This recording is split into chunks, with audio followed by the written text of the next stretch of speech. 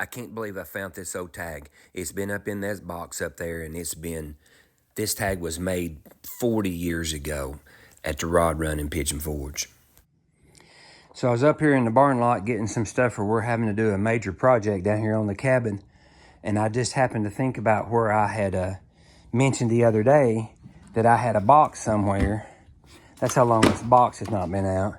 That I had a box somewhere that had the tag and the some pictures of the car and everything.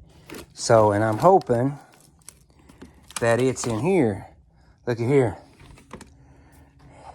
Who's that guy? Ha! Runner up, big whopping $280 back on 9/8 of 85.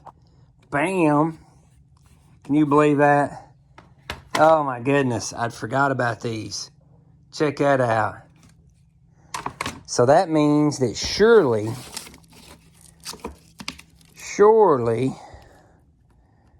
the, oh wow. Look, and there's a picture of the monster tag that I put on there in the car. All right. I'm looking for the tag.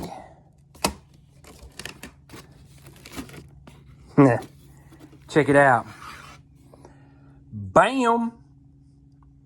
That was a tag that was on my car back when I was in high school that I'm recreating now. Holy smokes. I got thinking about it. It's probably not in here. I didn't see it. There's where I spun a 31 spline axle off in here somewhere too. But I don't see it. But I found that.